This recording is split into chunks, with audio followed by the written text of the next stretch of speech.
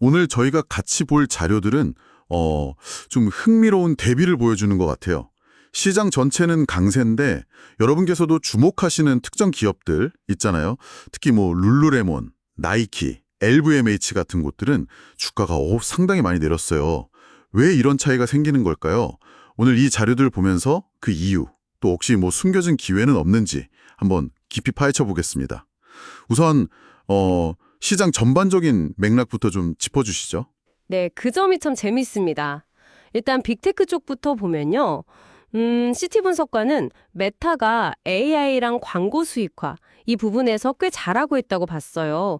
그래서 목표가를 $830로 올렸고요. 광고주들이 뭐랄까, 메타의 타겟팅 능력이나 릴즈 성과에 꽤 만족한다. 뭐 이런 분석이죠. 아, 메타는 그렇군요. 네. 그리고 알파벳, 구글이죠. 거기도 AI 모델 그 제미나이 경쟁력 좋고 또 유튜브 쇼츠가 엄청나게 크고 있잖아요. 일 조회수가 2천억이 넘었다고 하니까요. 그래서 여기도 목표가가 $203로 올라갔습니다. 확실히 기술 기업들은 AI라는 게 강력한 성장 엔진이 되고 있네요. 근데 금융 쪽은 좀 다른가요? 페이팔 얘기도 있었던 것 같은데요. 아, 네. 페이팔은 이제 경영진이 바뀌고 나서 좀 전략적인 전환 이런 걸 시도하는 중이에요. 근데 단기적으로는 투자 때문에 마진, 그러니까 이익률이죠. 거기에 좀 압박이 있을 수 있다. 이런 우려는 있어요.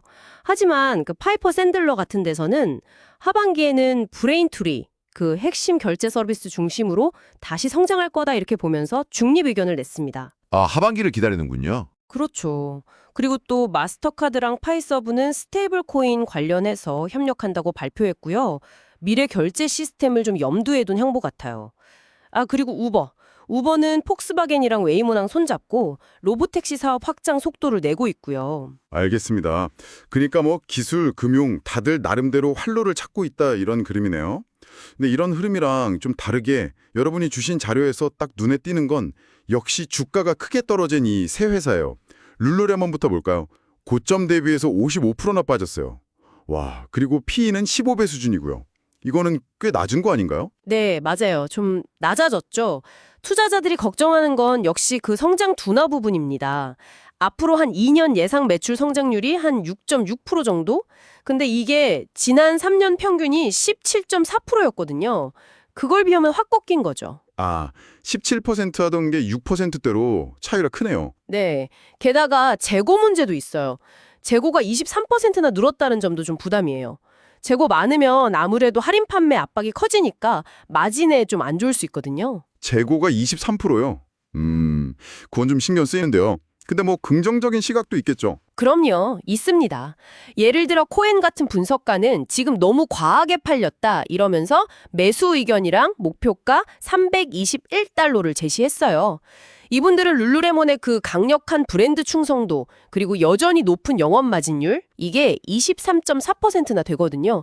이런 데 주목하는 것 같아요. 아, 마진율은 아직 좋군요. 그렇죠. 그러니까 이건 일시적인 어려움이다. 뭐 기업 펀더멘털이 흔들린 건 아니다. 이렇게 보는 거죠. 나이키는 상황이 좀 더 복잡한 것 같아요. 주가는 비슷하게 50% 이상 내렸는데 대규모 구조 조정까지 한다고요?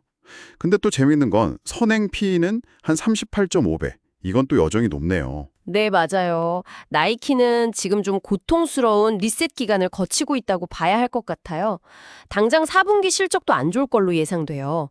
매출은 한 10%대 중반 줄고 총 마진도 4에서 5%포인트 정도 하락할 걸로 보고 있거든요. 아, 실적도 안 좋을 거다. 네. 하지만 제프리스 같은 분석가는 이런 단기적인 고통이 결국은 장기적으로 체질 개선으로 이어질 거다. 이렇게 기대하면서 매수 의견이란 목표가 $115를 유지하고 있어요.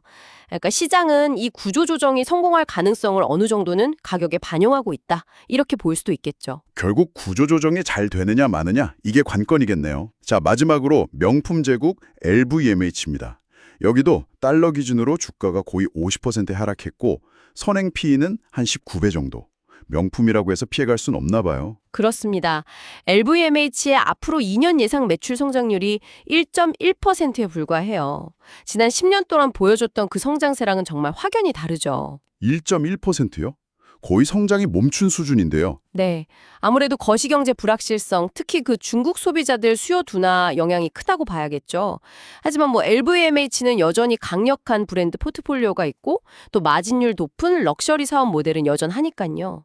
중국 경제가 좀 살아나면 또 가장 크게 수혜를 볼 기업 중 하나이기도 하고요. 네. 오늘 이렇게 자료들을 쭉 보니까 시장 전체는 좀 좋은 분위기인데도 개별 기업들은 뭐 성장 둔화, 재고, 구조 조정, 또 거시경제 이런저런 도전들을 다 안고 있네요. 룰루레몬, 나이키, LVMH 다 주가는 크게 내렸지만 그 이유나 또 회복 가능성에 대한 전문가들 시각은 조금씩 다르고요. 맞습니다. 그래서 여기서 이제 중요한 질문을 던져볼 수 있는 거죠. 여러분께서는 이런 분석들을 보시고 이 기업들의 주가 하락이 그냥 시장의 일시적인 과민 반응일지 아니면 정말 기업의 본질적인 가치에 뭔가 변화가 생긴 신호일지 이걸 어떻게 판단하시겠어요?